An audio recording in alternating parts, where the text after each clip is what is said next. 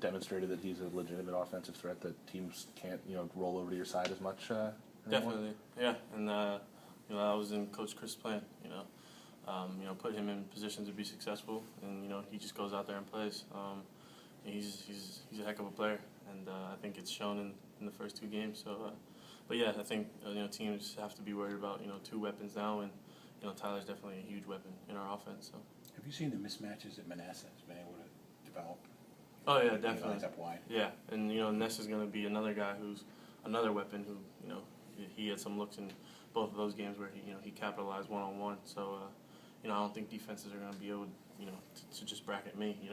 We have the weapons out there, and but Ness he poses a great challenge for any defense just because of his size and how he runs and him working in the slot. So. I know it's only 2 games, but with Tyler, have you gradually seen those double teams wear off? Can you compare it to maybe the first game with Florida State and compare it to as the New Mexico game went on? Like, has the attention been gradually taken off, or a little bit? I mean, not too much though. I still seen a lot of double coverage, but it's double coverage. I can just beat one man and then worry about the next. So I'm not worried about double teams.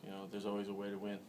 But a little bit once Tyler, he had that second catch. I think they laid off a little bit, but the game was out of reach. So 2 games, 2 50-yard pass plays. You talked about it in the offseason that you guys would have more of a downfield deep threat. Do you feel like we've seen just kind of scrape the surface so far? Do you feel like you can get even more?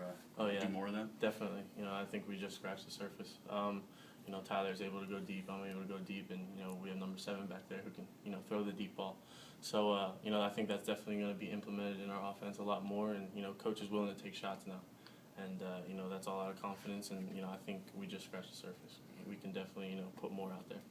Through 2 games, do you feel like you guys have an offensive identity at this point, or is it still sort of coming together? I think it's still coming together. I think there's a lot of more room for improvement.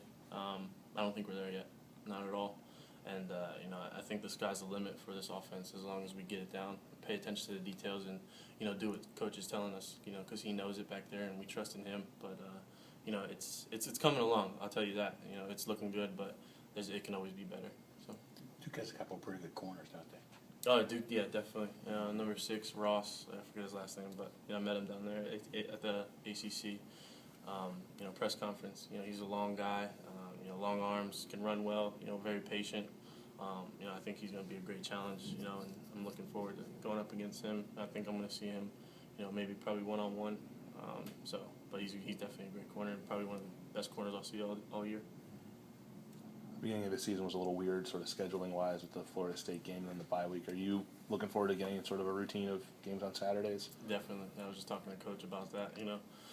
We have a game this week, so it's getting back into it, and that's what you like, and that's what you prepare. And I was over here on Sunday, just to get a jump, and but definitely getting into a routine. So. All right.